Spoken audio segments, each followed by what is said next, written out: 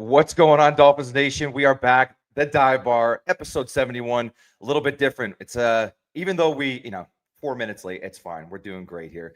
It's early brunch time at the Dive Bar. First time for everything. We're happy to be here. We were a really cool guest tonight. Today. Wow, not even tonight. We gotta do a whole nocturnal shift here, back to daytime here. We got Kurt Benkert on. ECU legend, Green Bay Packers legend. Listen, he was out there, he was taking knees. He was getting wins. He was finishing the games. But this is going to be a fun episode. We got a ton of talk about it, all of his business ventures that he's been doing right now. And he just revealed 2 days ago that he is a hurt Dolphins fan just like us. So we're definitely going to talk Dolphins football. And even though Eric probably can't defend himself, Joe Robbie's going to throw some digs at FSU. Let's get it going. I'm putting the helmet on as always.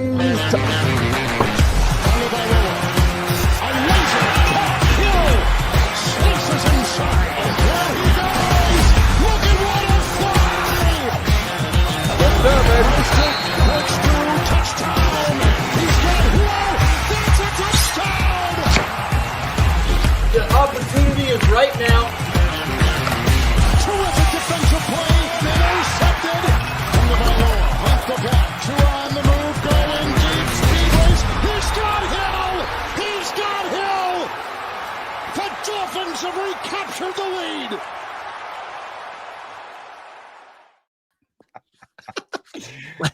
There he is. Let's do it. There he is. What's up, Kurt? We got Joe Robbie. He's a little hyped up from last night. It might not be full Dolphins football talk today, but he is on to you. What a game last night. One of the best defenses in the nation taking an L. That was awesome. It was a really good game. I definitely thought they were getting sold though late in that game by the refs. Felt like they did what they could to keep Notre Dame in for the longest, but ball doesn't lie. They were definitely letting the receivers and the cornerbacks play. They were definitely letting the boys play a little bit. Yeah. No, the ACC made the call, brother. The ACC made the call that said, boys, we need you. We need you, boys. Keep this thing tight. We need the ratings to the end. This is not good. This is not good.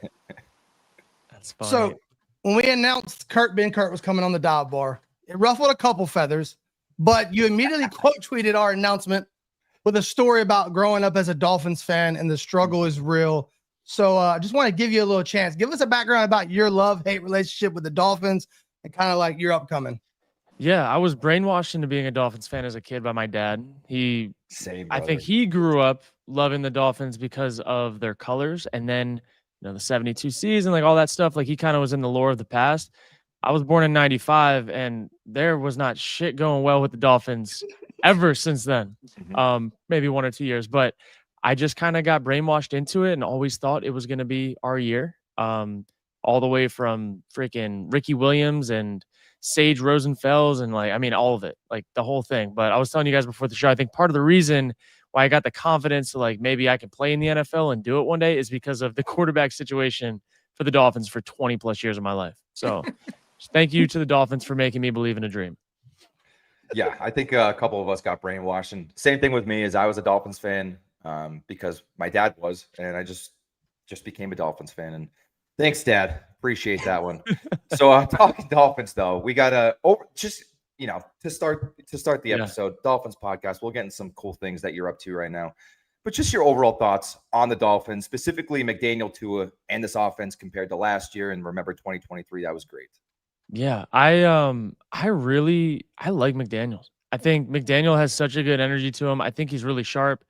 I think he's smart. And I think that right now his offense has gotten caught up to, and he has not made that next step in the evolution of what it needs to look like. But I think he's smart enough to figure it out. So I'm definitely not out on McDaniel. I think he could be the guy for a while. I really want to see what Tua does this year. I know I've seen some Tua haters and all that. I just watch film and I break it down from my perspective. And I also am very biased to a type of quarterback that I like to watch play, and I think gives teams the highest ceiling, where Tua is not necessarily that type of quarterback. But there are guys like Tua in the league that are successful, do throw for a lot of yards, do get their teams to the playoffs, and I think he's in that category. I look at Jared Goff. I put Tua and Jared Goff in a very similar category of they need guys around them. They need things to go well. They can't just make it up on their own and make things happen, which there are only a handful of those guys in the league anyways. It's those are in my opinion, the top 10 guys. But I think the biggest thing that I see in this offense is one, Tua's got to protect himself. Like he does some of the stupidest shit, knowing like his health already. He has to take more care of himself. But I also think that like the day that he becomes better as a scrambler and being able to scramble to throw, not necessarily just scramble to get hit, I think that's where this offense could take another step. I also think I expect Hill to bounce back. I expect Waddle to bounce back. I also really I want to see what Achan does. I think am I saying it right? Achan? Is that like the printout? Okay, cool. We've had a lot of discourse about that in my group chat. It's Achan. It's Yeah. Achan. So for me, Achan, like they've got to run things through him almost like a Gibbs, almost like a Bijan, where like the whole offense runs through him to open up everything else. Where I don't necessarily think the Dolphins have had a full identity on offense. Some weeks it's this, some weeks it's that. But yeah, that's kind of where I would say everything with that goes. I will also say that one of the things that you saw with the Texans offense last year, you saw it with some of the negative parts of the 49ers offense, and you saw it with the Dolphins offense. The way that their pass protection schemes work is, in my opinion, like 10 years too old, and they've got to update that and give more ownership to the quarterbacks to change protection up front. And that's like my number one gripe with the Shanahan tree is they just don't do pass protections in a modern way. And we can get more into that later. But yeah, that's kind of my whole synopsis of the Dolphins. Yeah, and watching them from last year, you know, you were a quarterback in this league, and from the Shanahan tree too. You were in that kind of offense and learned that offense and talked that offense. We saw that offense in like 2023 kind of explode. It was the second offense league in the first in many categories. Tua's average depth target was probably one of the best in the league. Last year, even with Tyreek Hill, Waddle in the game, they've moved to like a screen offense, lowest average depth of target in the league. What do we got to do to get back to 2023? And why, even from your perspective as someone who sat in an NFL quarterback room, what changed and why was there a change from 2023 to 2024?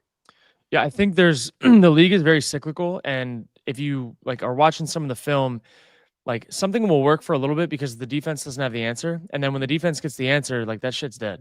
It's dead more consistently than it's not. Like you'll still get your big plays here and there, but it's really hard to run like non-sound things over and over and over and over again. And that's why you saw like the Texans offense 2 years ago was like on fire, and then they got figured out, and they had a really tough year last year. The Saints offense was on fire at the beginning of the season last year, but like it wasn't sustainable. And I think that overall, if offenses can't get like 4 to 5 yards consistently from their core plays, both in the run game and the pass game, and marry them together, like you're going to be like all like knock it out of the park, or you're going to just strike out every time. Like, and it's really hard to win football games consistently like that. If you can't run the ball on first and second down, if you can't get like, 8 yards of completion, when you do get completions or more, there's like certain metrics you've got to hit. And I just think in general, it all comes down to the offensive line scheme. And it doesn't matter how good of plays you have. If you don't have like a Josh Allen, Lamar Jackson, Jaden Daniels, like even a guy like Kyler Murray that can cover up some issues like athletically, if you don't have that, then you have to be really sound in your pass game. And that's, in my opinion, where like Aaron Rodgers had his best years when he was controlling the line of scrimmage. Matt Ryan, when I was with him, his best years were up front controlling the line of scrimmage.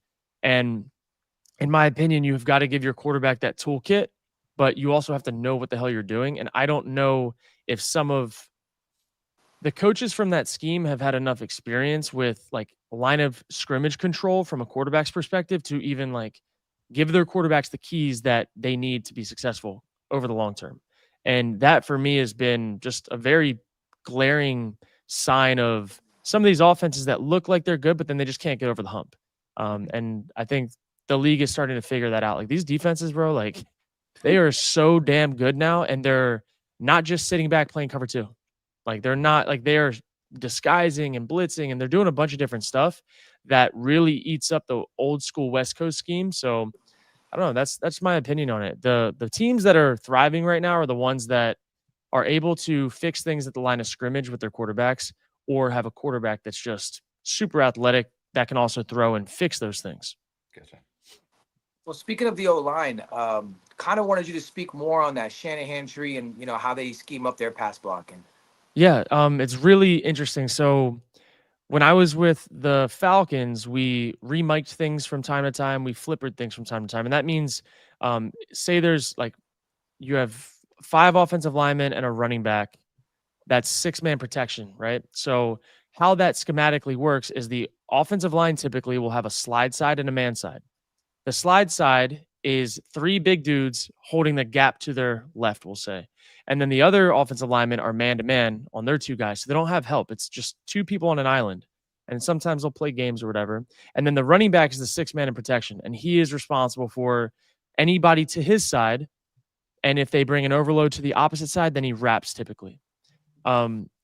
In basically where you can get into problems with this is if people are blitzing the back a bunch, you don't have enough people to block. And if they're blitzing the back and dropping them out on the slide side, then your 3 offensive linemen that have the strongest part of the protection, they're sliding to nobody and not helping. So you have an overload to a man side, and it's really hard, one, to win man-to-man blocks, and you're outnumbered. And so the only answer is now you've got to throw hot. Well, they're dropping into where your hot throw typically is if you're away from the back. So when I was with the Falcons, we would flipper those things. We'd change the side of protections, and we would re-mic people and change a zone blocking scheme to a man blocking scheme or a base blocking scheme that's a little bit more shirred up for the initial pressure. But you got to get the ball out a little bit quicker. In the Shanahan scheme with like the 49ers when I was there, the Texans, they do it. The Dolphins have been doing it. Basically, they just say, F it. They got us. We're going to throw hot. Instead of fixing a problem pre-snap that exists. Yeah. My light's kind of cutting out a little bit. Right. And so part of the issue, in my opinion, as a quarterback, I don't think you need to be changing protection every single play, which that's what the Packers did. They wanted a running back out free every time, and it was a lot of gymnastics, the line of scrimmage, every single play, which led to some delay of games. But there is a middle ground, in my opinion, where on critical downs, like in the red zone, on 3rd downs, or like 2nd and super long, we're like, just change the protection. And in the Shanahan tree, they don't do that. They don't give the quarterback the keys to do that. So Brock Purdy in the Super Bowl, when they were in the against the Chiefs, the one where the guy came free off the side and batted the ball down or whatever, he either batted it down or they had an overload and he couldn't get the ball off. It was just dirted and the game was over. When I was with the Packers, that would have been an automatic, easy flipper the protection, make it slide from the left, slide it to the right. And if they get us after that, great. We were wrong, but we know there's a high chance they're blitzing from that side. We see it. We would fix it, and then you get to read out the whole play. There's no reading out the whole play if your protection's wrong. And I just see more often than not the protection being wrong in situations that are a high probability that you should change it. And that literally just comes down to coaching and scheming. You see Joe Burrow, he's got control of the line of scrimmage. Josh Allen has control of the line of scrimmage. Jordan Love has control of the line of scrimmage. You see him doing all these different checks. That scheme from the Shanahan tree, they don't do that. And part of my opinion on that comes from you have Kyle Shanahan, who was a former receiver. You have Mike McDaniel, who didn't play football. And Bobby Slowick at the time was with the Texans. He didn't play quarterback. When you see it from a receiver's perspective, the offensive line shit gets kind of overwhelming if you don't have a ton of reps, even as a player, to understand everything. And I know that coaches have time watching film, but the gymnastics of doing it, I think, can be overwhelming for players or for coaches that have never done it. Where when I was with LaFleur, he did play quarterback in college. It was a D3 school or whatever, but he understood the line of scrimmage more so from his perspective. And so his thing was fix the protection every single time, which maybe was a little bit too much, but it's better than the alternative, in my opinion. And so, yeah, that's the Shanahan way of doing it. Why has Shanahan been able to have so many quarterbacks go in and operate? Because they don't have to do shit at the line of scrimmage. Nick Mullins had so many good games with Shanahan. Jimmy Garoppolo, so many good games. And guys that go out somewhere else that can't operate or don't have that type of success, it's because you're just bam, bam, bam. You don't have to think about the chess match. You're just, this is the play. These are my reads. 1, 2, 3, bam. 1, 2, 3, bam. But why would you not give yourself an advantage if you have that toolkit to do so? That is literally, in my opinion, the number one crutch for all these teams that are trying to get these young quarterbacks to play early and not giving them. It's not even about giving them the tools. They're not even teaching them. I really wonder if all of the quarterbacks that are on those teams that have never had a vet in front of them can tell you all the different types of rules with their protections. They might not be able to, for real. I think we just got to give McDaniel his credit. He was a wide receiver legend at Yale. I was gonna say it. I was gonna say it. He did. He Give did. him- My bad. My bad. My We bad. gotta my give bad. him that. We gotta. I give do him that. remember seeing that. I do remember seeing that Yeah. after I said it. Yeah. No, that's a ton. That's awesome information. Now, question I'm before we move on from this. Yeah. Do you think that McDaniel's scheme is doing that due to deficiencies at O-line? Do you think if this O-line really gets it together this year that we could take a step forward as far as taking control of the line of scrimmage? Because I feel like since Tua has been in the league, this is going to be our best starting five that we've had across the board. You know, I really don't even think it has to do with like how good or not good an offensive line is. I think it's just strictly philosophical. Even down to like when I was with the Packers, you would get a play call in your head and you'd have to repeat it. So, well, hey, like Matt LaFleur's in the head said, hey, we got trips right 3-jet. Let's go Patriot, X Scout, can 34 Wanda. So I'm in the headset. Okay, we got trips right 3-jet, Patriot, X Scout, can 34 Wanda. I said it at a line to everybody in the huddle. We break it. In the Tua system with McDaniel and with Shanahan, hey, Kurt, we've got wristband 34. All right, we've got trips right, 3-jet, Patriot, Scout, cam, blah, blah. You're reading it. You're not like processing it until you go to the line of scrimmage typically. And so even just like philosophically, how they get to the play call being called it's a lot different. And I just think they are playing slightly different variations of the same position. And it's why some people are able to operate and some aren't. So I don't even think it has to do with talent because I've been on really bad teams that still change their protections and it helps and saves them from time to time.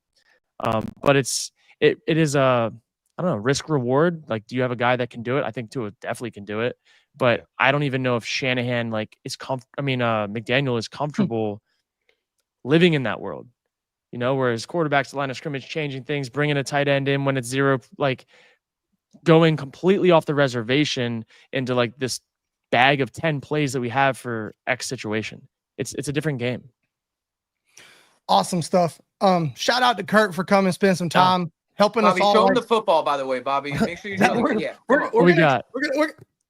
Let's go. Hold on. Let's freaking go. I had to pry this out of my son's hand. Let's go. That's my favorite. Look, you can see the Cheetos on there. I love it, dude. I love it. Thank you for sharing it, man. Dude, sick balls, brother. Thank you for sending the pigeon carrier to drop them off before the podcast. Hey, no doubt, man. Yeah, it's an exciting month coming up. Yeah, we'll talk about that some more at the end. I was gonna give you a whole time to talk about that. But I want to give a shout out to friend of the pod, Nick Fasano. Maybe it rings a bell. When we announced you on our community page on Instagram, he said, dude, I was his left tackle in high school. His father did my tattoo. Dude, I was like, yes. Holy shit, yes. that's What up? Let's go. Let's go, man. It was at Island Coast High School. That's so I forgot, dude. He went to all the games. I remember in high school, he used to go to all the games. We'd drive across from Cape Coral all the way to Miami to go to the games. What's up, dude? Heck That's yeah. awesome. Well, since we're here, let's talk about it. When did you decide I'm going to create a football? Yeah. And what went into that process of getting that rolling? Yeah, it's a really interesting story. So I moved to Florida. I'm from Florida, but we live in the Panhandle now. And after I got cut from Green Bay, we moved to an area called 30A. It's in the Panhandle. And, you know, just living life here, going to the beach a bunch. And I used to bring my Wilson Duke football to the beach. Oh, yeah. Had some friends I'd play catch with, and they dropped it in the water, and then it got ruined. And I was like, all right. So then I went and got another one. I realized every time I brought it to the beach, shit was going to get ruined. And it's like $150 a pop. They're ruined. And so fast forward, I was like, man, want to see if there's any water footballs online that I could actually throw at the beach that like have a real weight to them and you can actually spin. And every football that I found was too light, made with like cheap materials and didn't have like real laces. And that's when the idea was born. And I found a manufacturer, like went and did the due diligence process, like everything to get this rolling. And we had a bunch of different prototypes and we came with this one. And it's the right weight, gets the perfect weight when it's wet for sure. Has raised laces. We put tack points like wherever your finger placement would be with your right-handed or left-handed, big or small hands. So that was like product one. And then we got this, basically it was like a sample of some leathers that were not regular leather, not the like cheap composite leather, but it was like a premium engineered, like high quality rugby meets indoor outdoor basketball leather. And it had like tack to it. And I was like, wait a minute, like, can we make a real football in multiple sizes for flag football starting here. Cause I know like adoption into high school football is tough. Like they've been using leather forever. And I still think we can go the regular leather route, but got samples of the other stuff, started messing with that, like dimensions and colors and like, can we dye it without it losing its tackiness and all that? And fast forward and here we are. So we've now, since we launched last July, have done nearly 50,000 total orders. We're going into retail in like 2 to 3 weeks, and we've sent footballs to like 80 different countries. So it's been a crazy little over a year launch of this company. And it's really just thankful that I have like content to get things propped up and started to an audience that's already ready to like hear what I have to say. And when I launch the footballs, word of mouth starts going and people start sharing them. And I think it's been the coolest part. It's a shareable product. Like you can't throw a football by yourself. So if it's high quality, someone has to have a friend to throw it with. And we definitely believe our footballs are the best. So they throw it, they tell their friends, they now want it. So it's just been really cool to see it kind of become its own thing when it really was just a side project. And now it's a full on business. So yeah. Where are you retailing at? I can't say yet, but I'm really excited. You guys have been to those stores, I promise. You've been to those stores to grab your cleats when you were a kid. Yeah. 100%. Oh, okay. I'll be at Dick's in 2 weeks. I really hope it's Diggs.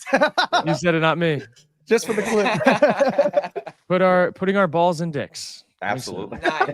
What a promo. Balls. Yes. No, I'm glad. Yeah, it's pretty sick just after like a full year, because I watched your content before. I know I this is a whole nother road that I'm not going to go down, but I haven't bought or played Madden in years.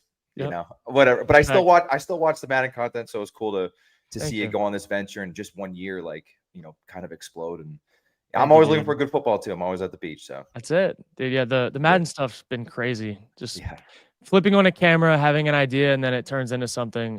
But I used to like just bitch about the game all the time, and then they opened up the line of communication to like start fixing some of the issues, and now it's like heading in the right direction. And I think this Madden's the best one they've made in a while. But just being willing to talk about it on social media, both good and bad, and they reached out and wanted to work together. So yeah, it's been wild. When did you realize that was going to be like your thing there? Honestly, I competitively gamed for like all of my NFL career, played in Halo tournaments, Fortnite tournaments, like all this stuff. And that's kind of what I was known for off the field, was like I was the Fortnite player in the NFL, won a bunch of tournaments. Like that was my life. And then I had a daughter, and I didn't have as much time to like prep for tournaments, because you got to play like a couple hours a day at least to make sure you're with it and the strats and everything are dialed in. But had my daughter, didn't have as much time, started kind of falling off. And then I was like, wait, I already have everything set up to stream and do this stuff.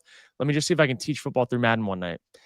Clicked go live, and like I had probably 10x the viewership I ever had in like my competitive tournaments.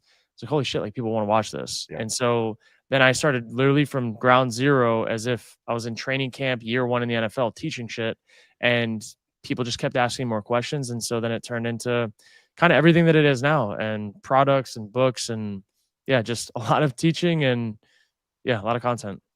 Speaking of like playing different games, that edit when you was in like a Packers uniform with the Halo helmet on. Yes, dude. that was so clean. That was my guy Brad Designs. He makes a lot of really sick edits. He made one of Jamar Chase a couple of years ago where he's like in a jungle with like tigers and shit. I remember that. And it was so sick. And I was like, yo, like, can I get one for this thing I'm doing with Halo? This is kind of the theme. And he just ran with it. Yeah, and perfect like hybrid mix. The helmet matches it was perfect. So sick. And nothing brings me back to high school more than like the 4 TVs in one house playing Halo with your boys. Sweaty, hot. Oh, like, God. AC's not working because there's 4 Xboxes in there or whatever. Oh, yeah. Yeah, and it was usually like in the summer when we had 2-a-days in football. So like, like you had nothing but sweaty dudes just fucking in your house. And my parents would be like, what the fuck? Cheetos, Mountain Dew. Like, I knew nothing about nutrition. Oh, yeah, dude. Nothing about nutrition at the time. I mean, just slinging footballs and playing Call of Duty. That was it. Hell yeah. And that was back when buffets were super popular. So we would hit the buffet, the pizza buffet or the Golden Corral. Pizza Hut buffet. Corral, dude. Pizza Hut buffet was good sick. Lord. The Golden Corral in my local town was like infested with rats, and we still went. Like it just. God, it was so good though. Some way, You know what's so funny is I have a job right now in Tampa, so I drive through and I actually seen there's still one Golden Corral Oh, off the Alligator Alley, and I was like, man, I kind of want to go just off nostalgia. that's amazing, dude. Yeah, I crazy. miss South Florida. You saying Alligator Alley's just like got my heart spinning a little bit. I miss it. There's nothing like South Florida. I'm trying to tell Bob. Bob, where you at? I've been trying to tell I'm in South Louisiana right now, but they actually no one knows this, but there are things in the works and moving pieces that your boy could be a South Florida native soon. Okay, Dirty South. What up, dude? Yes, Heck sir. yeah, dude. It's awesome.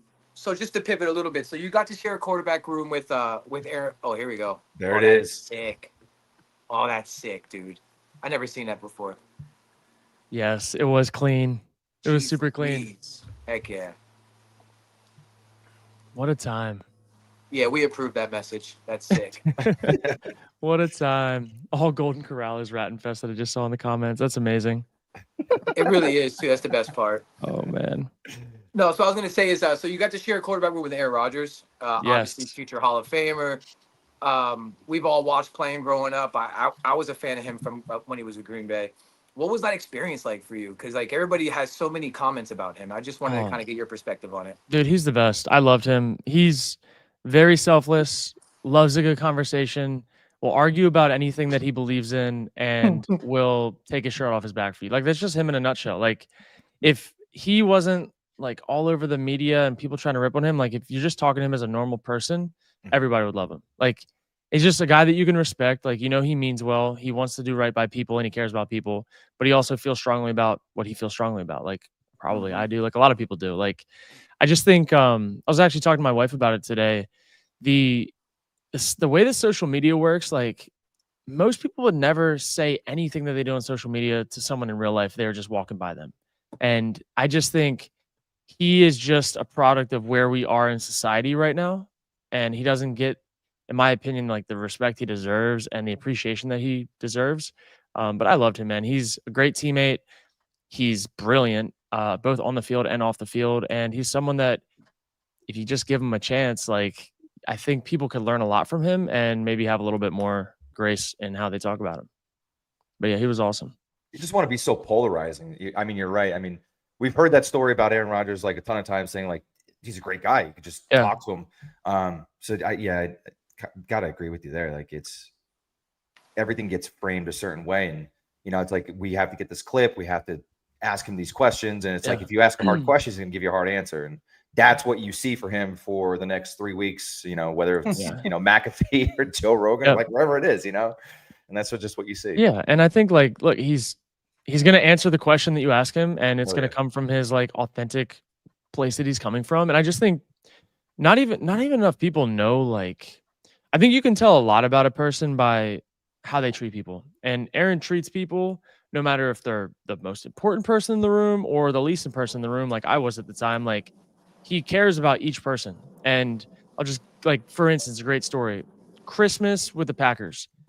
My Christmas gifts that he got me were everything from his favorite books that he thought applied to me and where I was in life, with handwritten notes in each book of why he chose that book for me. That's crazy. Jesus and then Christ. To the other end of that was he bought me like a Louis Vuitton duffel bag that had my initials inscribed on them that he had to like obviously do way in advance to get that done. Yeah. That he bought me because he saw I was using a cheap suitcase when we were traveling and I didn't like fit in with everybody else. I was on practice squad. And like, My boy was rocking the Jan Sport. yeah, you know, I'm just chilling. Yeah, baby. Like I'm just chilling, and he knew I did not have a nice bag like a lot of other guys on the team did, and I wasn't going to spend my money on it, so he bought me one. And it's like, that's awesome. In the grand scheme, like how much money and time all that costed was not a lot, but for someone like him, I think that just speaks a lot to his character. And like, I'm one person out of, God, how many teammates has he had in 20 something years? You know what I mean? Like, and that's my experience with him. And I think that that's what the media does not get to see, because he doesn't give a shit if I ever say this in the media. Like it doesn't, you know what I mean? It doesn't matter to him. He's just going to do right and keep living his life and do right by people time and time again. So yeah, I mean, that's been my experience with him. He's been awesome. He checks in on me from time to time, and he's got a million things going on in his life. Yeah. But at the end of the day, I think he treats people right. He looks out for people, and he wants he wants to learn forever. Like he's a lifelong learner, and he just won't take things that people say without doing his own research. Like that's who he is, which I think we could all use a little bit more of that in our life. So For sure. So anybody who's a fan of this podcast knows we love some self-humor. And I think one of the best things ever you do is every time someone's like, this motherfucker don't even know ball. I Like, know, dude. and you're like, you just quote tweet it with a picture of your kneel down with your white paint on your knee. You're like, actually, I was an NFL quarterback, buddy. That's it. That's it. Like and it's like people always joke about like practice highlights and this and that. I'm like, dude, practice was like that was my livelihood. Like there was no getting with Matt Ryan starting, with Aaron Rodgers starting, and then Jimmy Garoppolo to Brock Purdy. I was never seeing the field. Like if I had went to a team, like some teams during my tenure had like they would go through 6 quarterbacks in a season, 7 quarterbacks. Like that just wasn't my luck of the draw. Like if I was on a different team, I would have had a chance to go out on the field and maybe throw some interceptions. Like, you know what I mean? Like maybe I could go fuck it up one game, but I didn't get the chance to. And I would have went down slinging. It is what it is. But I think that's like what my teammates knew about me. Like one, I was obsessive over practice. Like my Super Bowl every day was playing against the starting defense and making them work for it. And like, I don't care what anybody says. Like the practice squad player of the week, the practice player of the week shit meant the world to me because I knew what I could do against the starting defense, even if it wasn't live. And not with like, I wasn't throwing a Julio Jones or Devontae Adams. Like I had my guys, but I took that shit so seriously. And that's where my teammates respected me outside of like the media joking. Like I joke a ton on media, like social media. I have probably too much fun, but yeah, that's my perspective on it. If I ever had a chance to go into a game, could I complete a fucking slant for 5 yards? Hell yeah, I could. And I might sling in a fucking seam versus cover 3 and might throw a pick, but that's just who I was. So yeah, I don't mind it. I know that I could do it. I don't really need anybody else's like, I don't know, stamp of approval that I could do it. Like being a third quarterback on a team 5 years in a row in the NFL is really hard to do. And even if it was on practice squad, it just is what it is. So glad I turned to media because things are working out. Yeah, you do a good job, and so does Will Compton. Does a great job. I love Will. Oh hell my yeah, God, bro. I mean, like kids will probably think Will Compton was like Bart Scott or Ray Lewis by the time it's all said and done. Like it, and to some of these kids on TikTok, they think I'm the best quarterback to ever play the game. It's how media goes, man. I'm like, I'm just out here playing Madden, dude. Now, Kurt, we got like 2 more questions for you so we can get you out of here on time. No worries. Speaking of taking the knee, and just real quick, you don't have to get really into it, but was that something like you talked to Coach LaFleur about beforehand, or did Aaron come over? Did he do something? Like, what was that whole story? So we were rolling that year. So that was my 4th year in the league. The week prior, Aaron got COVID, and I'm like, fuck, like I'm gonna get elevated. I'm gonna be Jordan's backup for this game. And then I got COVID like 2 days later, and I'm like, you've got to be shitting me. And so my one chance to get it like dressed for a game, they brought back, I think, Blake Bortles, who didn't do anything all season, and they brought him back to be the backup for that game, and I missed out. I'm like, come on. After all these years. And I just got COVID the same week as Aaron. He talked about it on the Rogan podcast. Like the guy in the room who got him COVID, that was me. Like we both got it together, but I was vaccinated because they forced me to. Yeah. And then the next week, we find out that Jordan gets COVID, and I'm like, let's fucking go. But Aaron was still overlapping. So like all week in practice, I got all the first team reps until Aaron got back for the game. And when we got into it, he was like, look, we're going to beat the brakes off them, and I'm going to make sure you get some burn in this game. And we got up by, I think, like 14 or so points in the 4th quarter. Maybe even was a little bit more. I think it was 3 scores in the 4th quarter. Yeah. And then our defense let up a touchdown, and I wasn't going to get to go in the game. And so Aaron was trying to get me real playing time by putting it on him. And we got to that point, but then there was a rule. If we weren't up 3 scores, like the backup wasn't going in. And so my chance was ruined. But then at the end of the game, Aaron went over to LaFleur and said, like, put him in for the kneel downs. Like, I told him I was going to get him in the game. So I got 2 kneel downs, -1 yard, which was a sick average. And yeah, I just happened to kneel on the white paint, and I got back to the locker room, and I was looking down, like about to get undressed. And I saw the white paint. I was like, let me just take a picture, and threw it up there with a W, and freaking, I don't know, like 50,000 likes later. And that's kind of like when things took the next level on my media stuff. Yeah. And it was just kind of stacking since then. That's funny, dude. That's awesome. Yeah. It's crazy.